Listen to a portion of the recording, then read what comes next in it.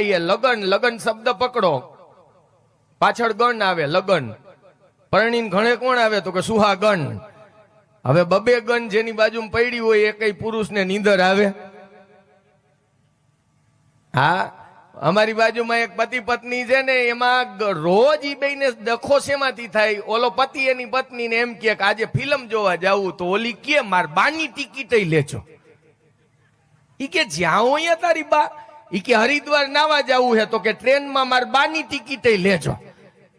પછી બે ઢીકા પાટું આવ્યા. એમાં ઓલો એક દી ઉઠી ની કે આજ મારે ભેહ લેવી છે, તો ઓલી કે ઈ હારું માર બાને છાઈસ દેવા થાય. ઈ કે તને કેટલી વાર કીધું કે તારી બા વચ્ચે ન જોઈ, નકર હું ભેહ નહીં લઉં. ઈ કે તમારે ભેહ તો લેવી જ પડશે ને માર બાને છાસ દેવી જ પડશે. ઈ બાજતા હતા ને એમાં પાડોશી કે ઈ કે ભાઈ કે તમારી ભેહ મારી દિવાલ પાડ નાખશે.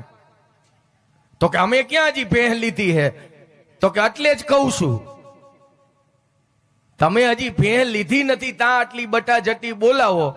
ત્યારથી આ કહેવત આવી ભે ભાગોડે ને છાસ છાગોડે એમ.